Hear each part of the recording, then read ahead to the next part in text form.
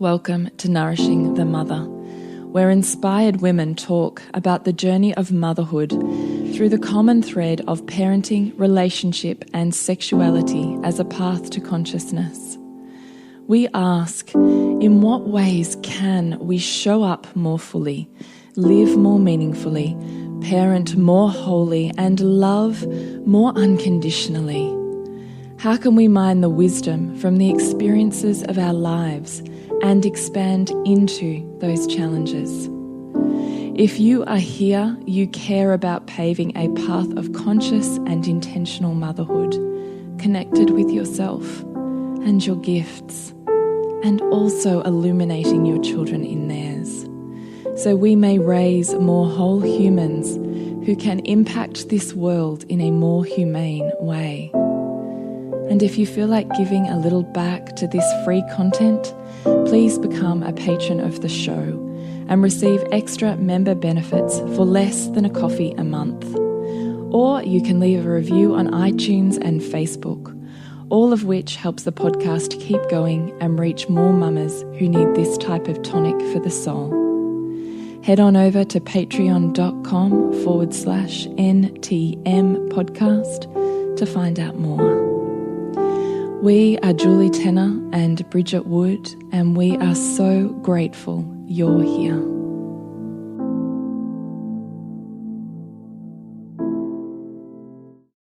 Hello and welcome to Nourishing the Mother. I'm Bridget Wood. And I'm Julie Tenner, and today's podcast is why nourishing the mother matters more than ever. So today what we're going to be talking about and around and into is the concept of your own nervous system regulation having an influence beyond just your body and nervous system, what that means and looks like for our children, and how we can take our parenting to an even deeper level than perhaps where we even perceive we're at right now. So it could be deep, it could be juicy, but before we do that, we would love to invite you to this week's podcast sponsor. Yes, so this week our podcast is sponsored by Happy Flame Handcrafted Beeswax. So the beautiful Anka and Peter operate their business, their really gorgeous heart-centered business from the Northern Rivers in New South Wales, and they use only 100% Australian certified organic beeswax, which is free from synthetic pesticides, herbicides, hormones and antibiotics.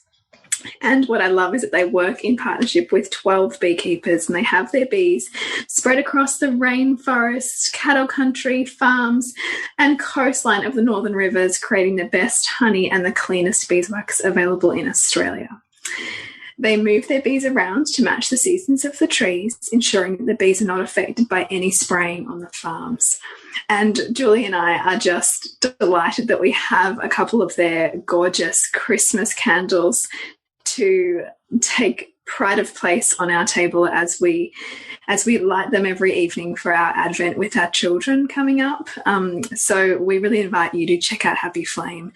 Their candles are also candles that I have used at the births of my two daughters as well, and at my blessing ways, and they are just divine. I just like grab the beeswax every now and again and just kind of sniff it. Like the smell is so like just like intoxicating. I love it. You can't beat it. It's super luscious, isn't it? There's something extraordinary about it.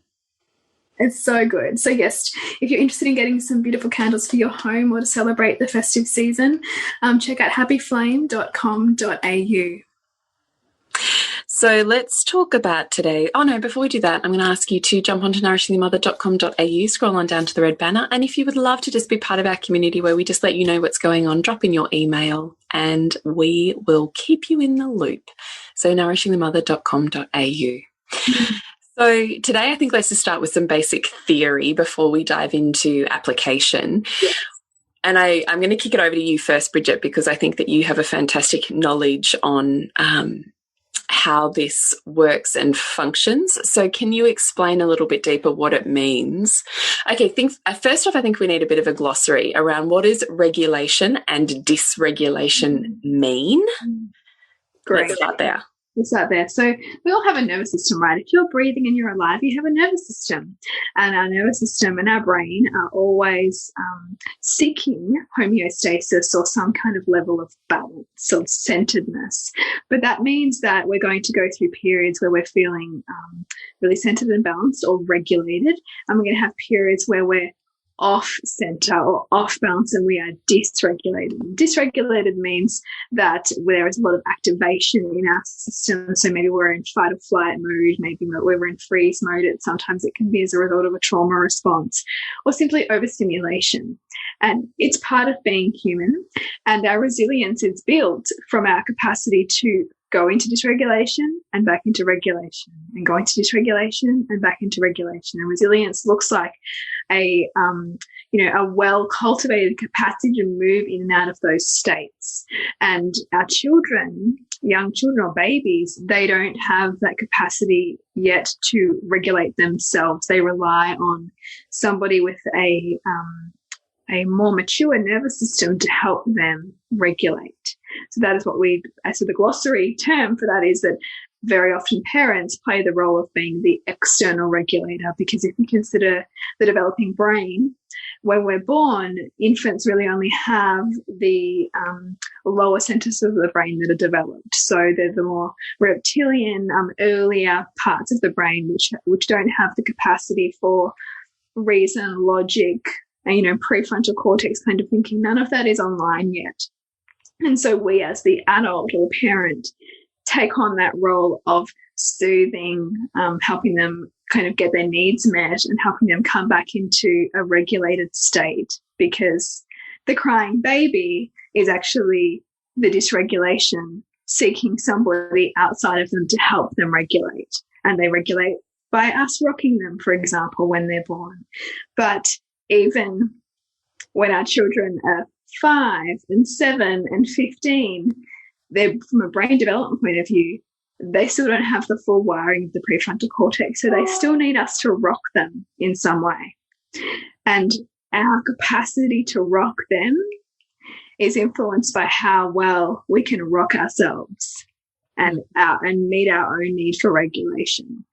So that's what we want to explore in this podcast, because this is why Nourishing the Mother matters more than ever, particularly in a time in history where the sensory stimulation, particularly for children, is unprecedented. And so the mental processing that's required of children today is significantly greater than it has been in previous generations, resulting in more children having difficulty regulating and difficulty processing the sensory input that's coming at them. And so more than ever, recognizing our role as patterners, or as recognizing our role as helping our children pattern their own nervous system in a healthy way, means that we need to know what we need to maintain and manage our own regulation. How does someone start that process of trying to work out what they need?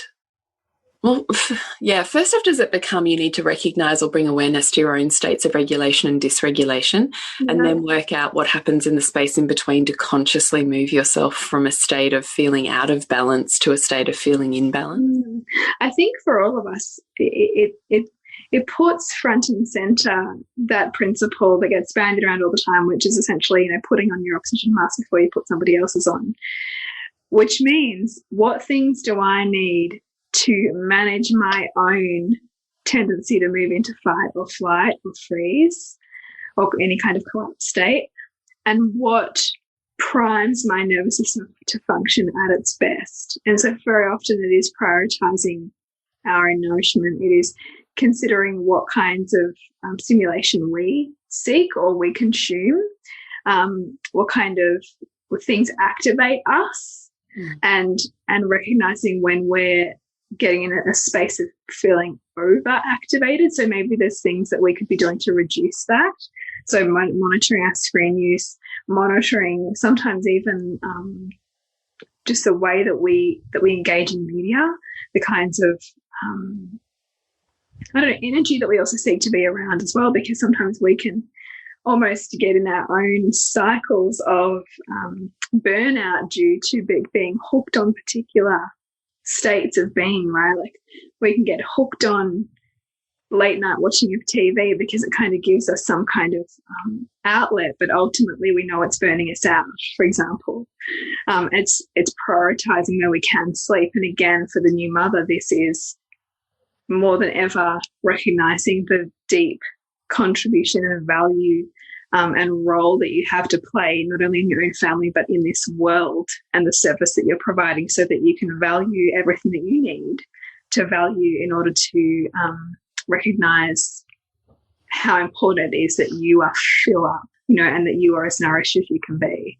I just think it's again, like, how do I most effectively resource myself to provide in the way that I'm providing for my family, and us not, and us really change the paradigm in a way to not simply accept the scraps, right, or simply accept that we're expected to do it all on our own or exist within this really narrow bandwidth of feeling good,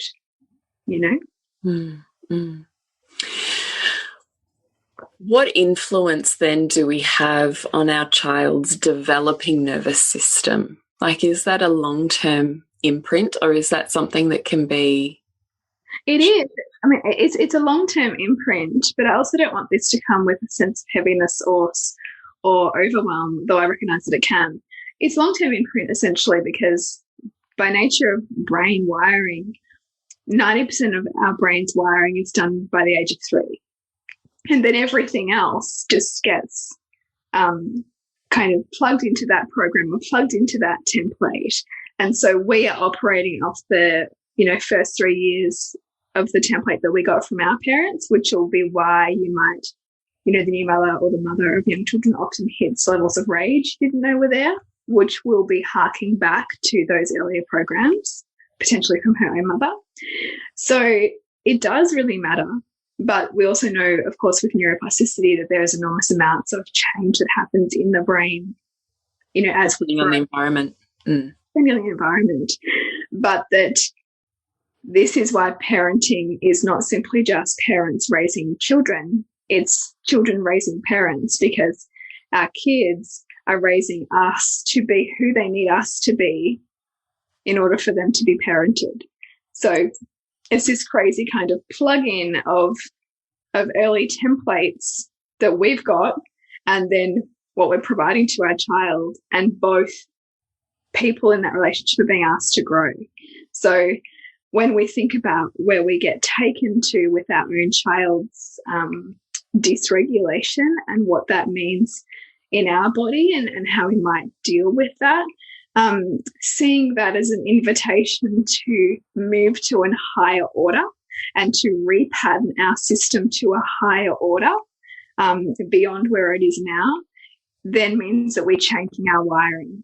So we're actually healing in the moment that we're bringing regulation to our system and giving our child an opportunity to pattern their system, which I think is beautiful, because every moment then that we find our own regulation again when we're dysregulated, we're creating a new template, or we're rewriting our templates, and we're giving our child a more elevated kind of baseline of regulation in their own system, which they can come back to, and which is where they kind of operate from as they grow and as their brain develops, which I think is like super cool.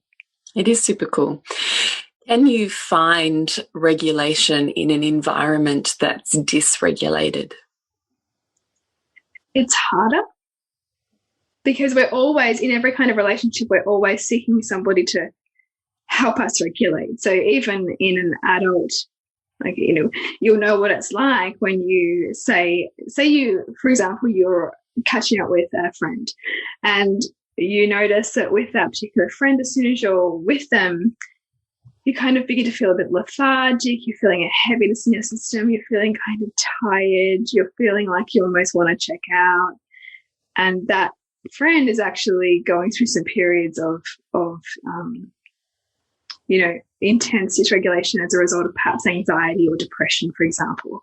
And you're feeling all of their states, like all of their nervous system state within you. And so you're actually being brought into their own dysregulation by being in an energetic kind of soup with that person. And so if you are regulated, you have the capacity to help them regulate and notice what it feels like and be a regulator for them, knowing that you have that capacity within your system. But if you're also highly dysregulated and you're with somebody else who's highly dysregulated, unless somebody is there willing to externally regulate the other person, you can both end up in this place of overwhelm and not unable to move out of it.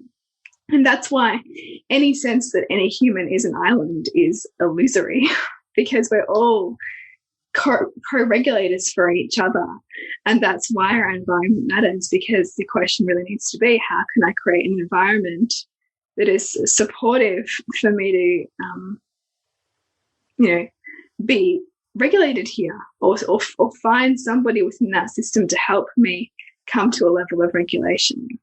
And of course, the nature of being human means that through tragedy and trauma, we're going to experience periods of dysregulation.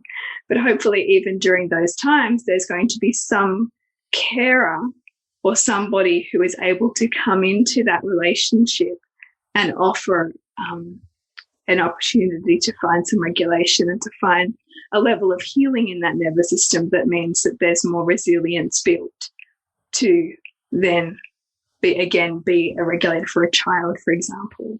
Does that make sense?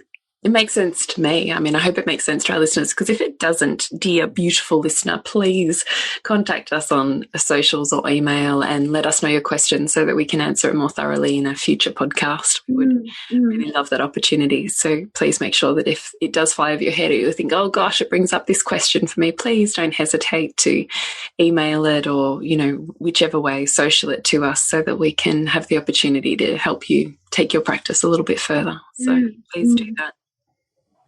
Taking a quick break in today's podcast to tell you about Flow Mind Body Mothering. It's a new offering from me at Suburban Sandcastles to really package up and create a beautiful space for you to tap into what I see are the three key areas that we can build our toolkit in order to create more flow and more ease in our mothering, and understand at a deeper level that the neurobiology of motherhood and also how much our spaciousness matters and how to create that for ourselves. So it's going to be a package of 3 short trainings and worksheets for you to really explore and expand yourself in your world.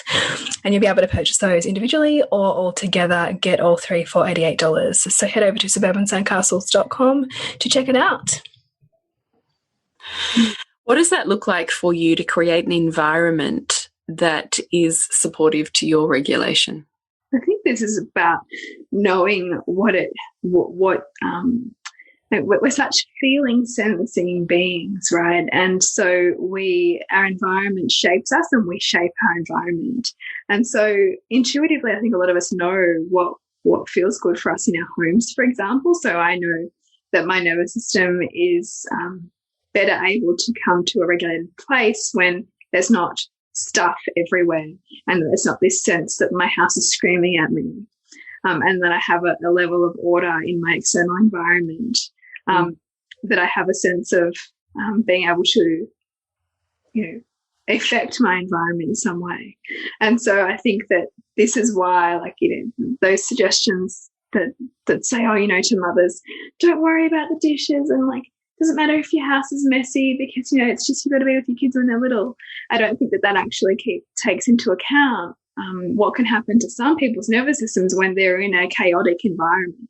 It can be very, very difficult to find a level of regulation in that. And then it's even more difficult when you add dysregulated children on top of that, because children live in dysregulation, because they haven't developed yet to be more regulated, they're living in a world of dysregulation, which is also why parenting can be exceptionally challenging sometimes, because we're constantly being pulled into that dysregulation with them. And it's our capacity to, have one foot in their dysregulation and feeling them, but also having a foot in our own sense of regulation and capacity to be an anchor for ourselves and for them. as well, and not lose ourselves in them.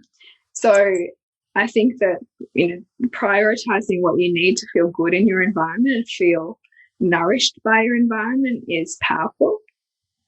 And that can mean that maybe you do need to set some boundaries in relationships with people in your home, maybe with your partner, around how you each contribute to an environment that helps everybody thrive and that is nourishing everybody's nervous systems. And that really means tuning into each person's values. So my husband has a really high value on a clean kitchen. I don't as much as him, for example.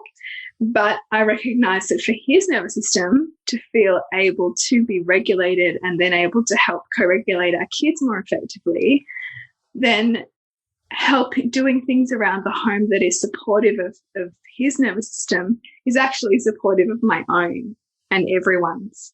And so considering each person's needs in that respect is powerful, because ultimately we all want to be able to feel connected to each other and ideally remove the obstacles in a felt sense way that interrupt that. I love that. It's pretty radical in a lot of ways. Well, yeah, I know it is, isn't it? Because it then kind of goes, well, he should just be able to deal with it, or whatever kind of judgment. Yeah. I do enough. I shouldn't have to. So, I love it, because as you and I both talk about often, is what does it look like to be loved better by becoming a better lover? Yeah. And becoming a better lover means meeting your partner in their values, wanting them to meet you in yours. It doesn't work if you're not willing to give. You don't just keep getting. Yeah. It's kind of like the definition of the entitled child, isn't it? I don't have to do anything and I just get. Well, that's exactly right. But I think a lot of our culture is set up like that, Yeah, it is. I've had a hard day, he just should, or they just. Well, it would be easy for you to say, look, the kitchen's the house is not a priority for me. So I don't really, I don't need to look after the kitchen or whatever, make it clean, because that's not helping me with the kids during the day. Yeah. Or, I don't know how you would phrase that. And I have to remind myself, often that, his value is this. So how can I consider his values in how I, run myself in the day? Just like I would hope that he'd consider what my values are, which he does, in how he runs his day, for example. And it's not, and it's how can we each serve each other? Yeah, how can we serve each other? Exactly. Yeah, I love it. It's just pretty radical in our culture. Yeah, it's true. You're reminding me that, yes, it's true. That is kind of radical in our culture. Yeah. Yeah, it is. It is. But ultimately, I think if we're wanting to help raise children deeply connected to themselves, and we also need to help ask ourselves, well, whoever else we're sharing our home with, how do I help them stay deeply connected to themselves? And that is, how do I honour who they really are, even when what they value is different to what I value? Yeah, totally. Teaching our children to love in other people's values, I think, is a life skill. Yeah, while still staying true to yours.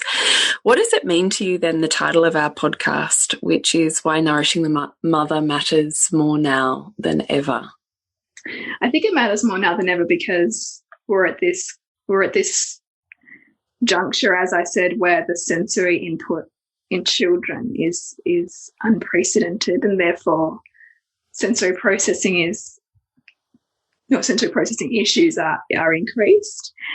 At the same time as women and mothers are expecting themselves to be all of the things all of the time, which is also more taxing on their nervous systems. So, mothers and children, and ultimately families, really are asking so much more of themselves and their nervous systems and their brains than perhaps we've asked of ourselves in prior generations. And so knowing what we need to feel able to meet that and continually coming back to ourselves as much as possible in that question is deeply important, I think, because otherwise we will lose our shit, and we will be more often more dysregulated, more often slipping into depression, more often in cycles of blame and shame and relationship disintegration, because we're unable to get our needs met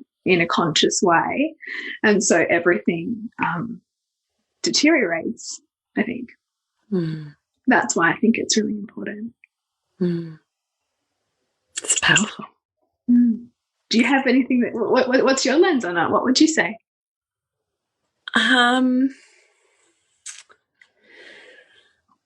Look, I don't know that I've got anything to add, because I just think your articulation of anything that has to do with neurobiology is just like next level. And I get so consumed in just absorbing your wisdom that I almost kind of blank on anything that happens in my own head,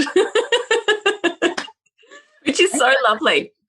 I actually really enjoy that experience. It feels for me like sitting in a lecture hall back at uni, listening to a lecture that I love. And I love that experience. I love being a learner. Like, yeah, me too. I love it too. For life, you know. So I love the experience of blanking my own mind and perceptions and just absorbing someone else's for a period of time. I really enjoy that.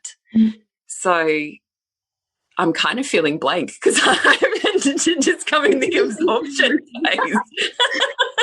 Yeah.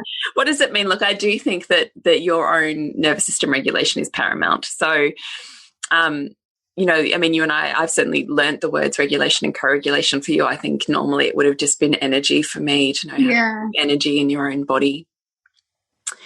To be able to influence your own physiology and physiological responses by virtue of having a toolkit that you employ that means you're not beholden to someone outside of you for your own sovereignty has always been, I mean, that's been my whole life, right? Yeah. How do I find my own sovereignty when in a world of chaos? And that's still something that I'm actually really grateful for. Sometimes it's a really hard lesson, like, and it's a life lesson. I don't know that you ever just get to a point where you're just like, got regulation nailed. Because no, and I want to emphasize that too, that ultimately, because we're all on a path of growth here, that just like when we hit, like, you know, this plateau, you know, in our spheres of growth, we'll also immediately initiate another challenge to overcome. Just like when we hit a new baseline of regulation in the nervous system, we'll hit a new edge of being taken to greater challenge in order to build more capacity. So it's not like, woohoo, I've learned regulation, I'm sorted. It's oh, I've built this capacity here. Okay, great. Integrate, and then I'll be offered another opportunity to challenge that and stretch and go into a period of dysregulation and learn how to build more capacity. And sometimes you'll also have periods where maybe you are burnt out, or maybe you need to, much like the feminine, right, where you need to actually cocoon and rebuild and nourish. And that will look like, you know, a period of not a lot happening perhaps externally, but that being a really big internal process of building capacity and you know, rebirthing in order to expand. So it's not like it's this, you know, always on thing, or this, you know, like really methodical expansion. It can be really a real flow to it as well, or a real, you know, there'll be periods of descent in your ability to integrate and then build capacity. And each child, right? Yeah. New age, new stage. What did we say the other day? New level, new devil? Level, new devil. Yeah. And each child pushes you at, you know, like I certainly. Different ways. Yeah. And different children. I think I've listened to podcasts before. I'm meeting far more edges with my daughter as a 4-year-old than I met as my son as a 4-year-old. So, you know, like different children push different edges, and it's a continual invitation to feel and meet that and move with it and develop your tools and expand. Yeah, 100%. 100%. So what I love about that is the freedom to let go of an end goal that says, well, I will have arrived or I've succeeded when I can, blah, blah, blah. Whereas I tend to look at it far less black and white and far more in the moment is, how am I feeling at the moment? How am I going right now? Or that went a little left or that went a little right. Why was that? You know, like, how can we turn that into a curiosity rather than a place to spiral into shame or blame? Exactly, because as soon as you spiral into shame or blame, you've lost the capacity to integrate that learning, because you will just not want to enter thinking about that because of the feelings of the shame and blame, which are great. Or exactly instead, if you maintain curiosity with, oh, I wonder what just happened there. Like, I just went from like 0 to 100. That's interesting. And stay open to it rather than shame. Close in on it. You know, and often it's like shame, like, I better like engineer my whole world so I don't have to meet that again because that feels too uncomfortable. Whereas if you open it and look at it with curiosity, there's a source of power there. Yeah, there is. And look, I think that's what it is it can feel like responsibility, but really what it is power. And as we say all the time, with great power does come great responsibility, and sometimes that's going to feel like burden. Sometimes you don't want to have to be the most conscious one in the room. Yeah. I get it. But that's why you also equally need to create the pockets of time and spaces in which you're not in charge, you're not leading, and you are fully surrendered and fully able to access all of the energy spectrum that exists within your body. You can't just be contained, emptied energy all day. No. And that's, and that is where mothers become depleted. Right.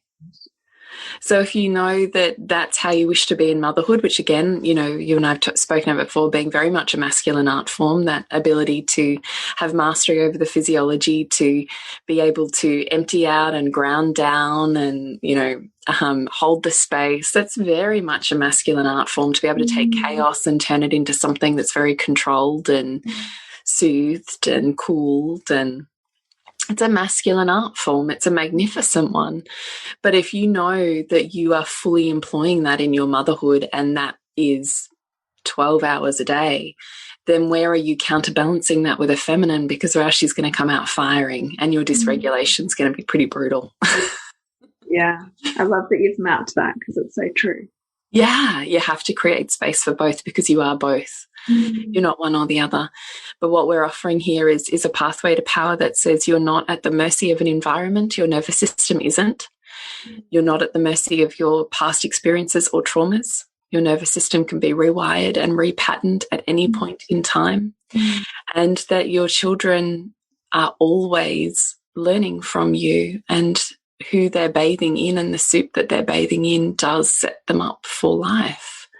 So what are we setting them up for? Because that's relationship. What we build with them is the platform of relationship that is a dynamic they seek out in the world. And I find that immensely powerful, to go, I want my children to have deeply meaningful, loving, respectful relationships. So then that's the foundation of how I expect our home life to be. Yeah, it's beautiful. So that's what I think about that. Thank you. I think that beautifully wraps up this conversation. Yeah. So we'd love to remind you that we do have the Kids Kindness Advent Collective, of which Happy Flame Candles is part of.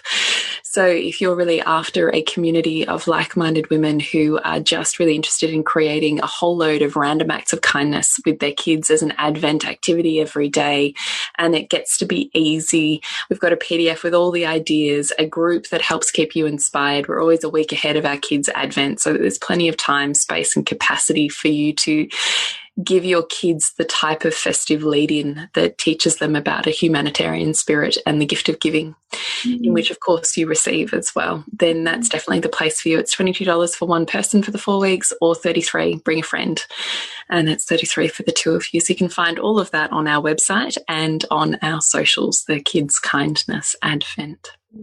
And is something else special that you want to tell our listeners about? Thank you, Bridget. Yes, my book, Flowers and Honey, The Art of Relationship Desire. I said that around, the art of relationship, love and desire. I can't even getting my words twisted now.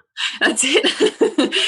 It comes out on December the 5th. So you can pre-purchase the ebook for US 99 cents, or you can wait till the 5th of December and you can purchase the book, the printed version. So on any of the normal platforms that you would be able to order a book online, and certainly I'll be able to have them through my website by then too.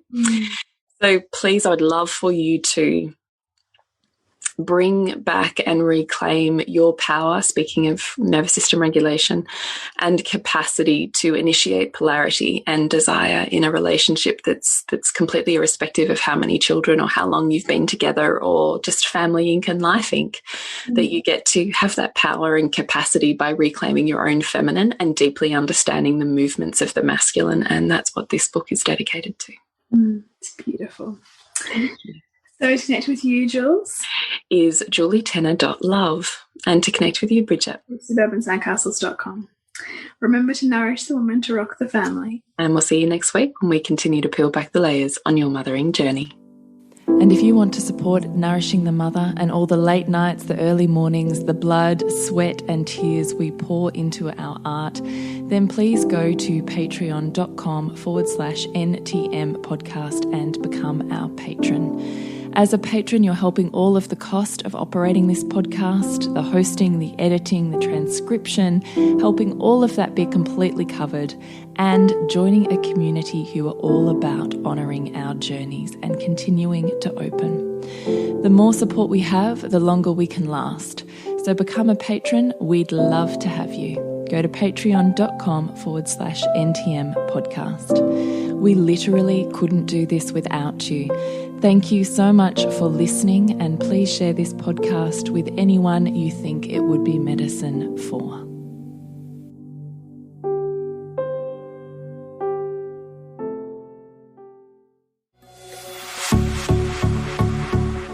This has been a production of TheWellnessCouch.com. Check us out on Facebook and join in the conversation on Facebook.com/TheWellnessCouch. Subscribe to each show on iTunes and check us out on Twitter.